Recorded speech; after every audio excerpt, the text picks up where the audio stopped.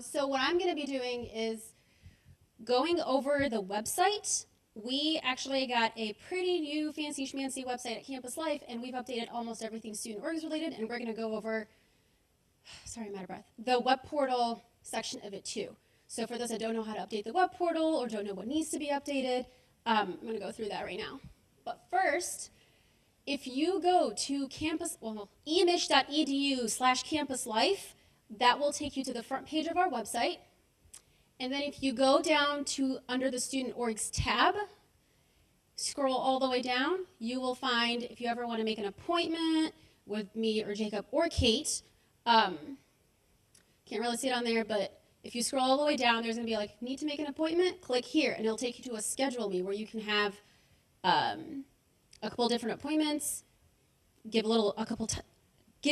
a variety of times that work best for you in 15-minute increments, and then we'll get back to you and let you know whether it's approved or not, and if it doesn't work, we'll let you know why, possibly because we're not in, or for some other reason. So you need help, set up an appointment here.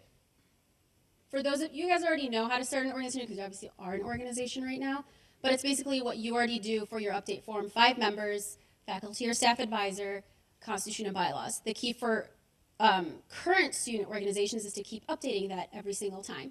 So in terms of update forms, it's that wonderful form that everybody that keeps coming in and saying, hey, where do I get, why am I frozen? Why, like what's my information isn't right. You're sending emails to my old president or whatever it is. That update form is key because you submit that and you give us the president, vice president, secretary, treasurer, and member at large with their e-numbers, emails, and contact and phone numbers along with their signature for each person. And then the advisor's signature, faculty or staff member's signature with their information, and you're generally good to go. The new thing that we've had right now is actually the signatures aspect of it, because we do academic and judicial checks, and in order to do that for you guys, we need your signed approval. It used to be just the president. We have to do it for all. So that's going to be a part of it. So to give you an idea of how the annual update form looks like, it says the annual update form can be found here. It will take you to our resource page because we're linking everything there. Right there.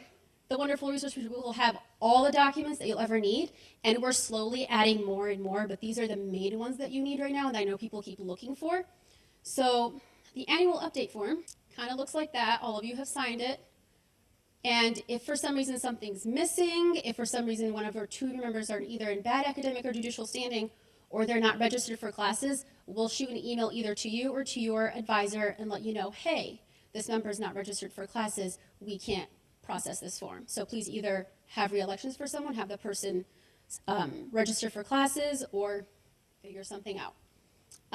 If you look at funding opportunities, we have 2 types of funding. One of them for student organizations, which is up to $1,000 for a leadership-related conference, and we only pay for registration fees. And as Kathy was mentioning, in terms of like getting things ahead of time, 3 to 4 weeks will not hurt you, because we also do academic and judicial checks for all the members that are going. So that could take a little bit of time. Getting everything in, and right now it's actually in a Google Doc. So when you apply for funding, it gives you all the eligibility. You have to be in good academic standing, you have to be in good standing with us as Campus Life, along with event planning. So when we say in good standing, it means with us and with event planning. So for some reason they're like, hey, I already submitted an update form. Well, did you update your web portal? Did you update everything with event planning? Those are the 3 things that go together. So step 1, step 2, step 3, step 4, and step 5. You go through all of those, read through them, fill them out. Once you end up going to the conference, you get approved, the last thing that we have you do is an evaluation form, which is basically a reflection for your conference.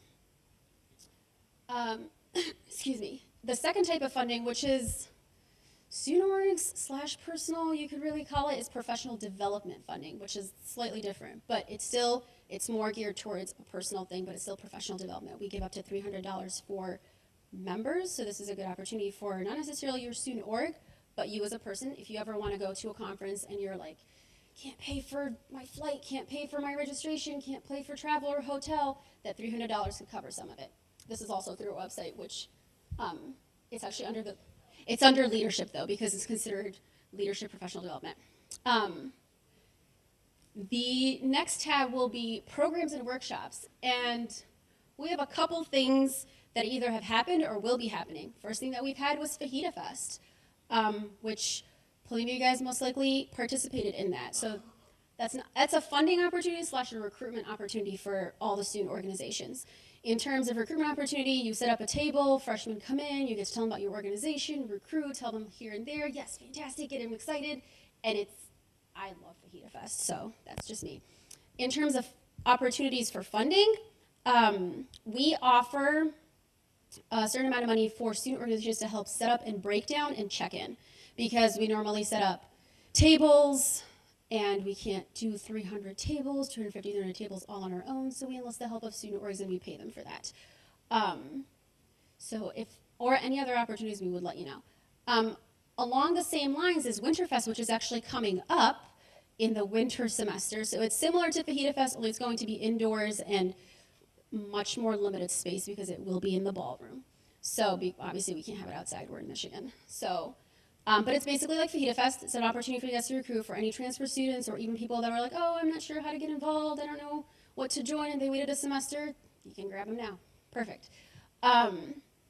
Move-in Magic, sorry to jump back to First Four, but Move-in Magic is also an opportunity to have exposure for your organization. So a lot of freshmen will get to see you. So a lot of people have like shirts on, whether it's Greek organizations that have letters, other people that make shirts. Whatever it is this is a great way for freshmen to see you. At the same time, you get paid for this. So for members of your organization to help out with move-in, you get paid. This is all through Residence Life. So we don't actually pay you, but Residence Life does, but we sort of coordinate it. So I think some of you guys also participated in Move-in Magic. Yes? No? Yes. Awesome. So that's also an opportunity. Next is Homecoming Tailgate, this is perfect timing because this application just went up for those that want to have a table / tent at Homecoming Tailgate in 2 weeks, October 11th. So if you would like to have a tent / table, there's a whole document that will give you all the policies, the registration process, the prices, everything to do with how to rent a table, reserve a tent. All will be through us, but it'll give you a more detailed explanation of it. So that's up for you. Next will be bake sale tables. I don't know how many of you guys have actually had bake sales, but it's like when you're in middle or high school and you're trying to collect money for something and you're having bake sales all over the school.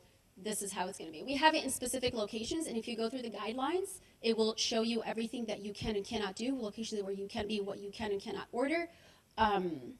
And then the form. We've had a couple bake sale forms come in. If for some reason there's something wrong with it, we will email whoever the contact was and let you know and say, hey, need a little bit of information here.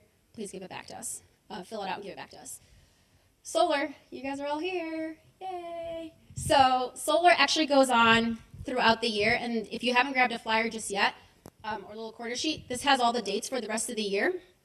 And each solar session will be catered to things that you want to learn about your organization, things whether it's running an event or tickets, how to have tickets for your event if you're trying to sell tickets. Sorry, that just came up right now. And then funding, financial, anything like that. So this is an opportunity for you guys, and this is very, very useful. If you have any questions about it, feel free to contact any of us, and we'll be able to help you.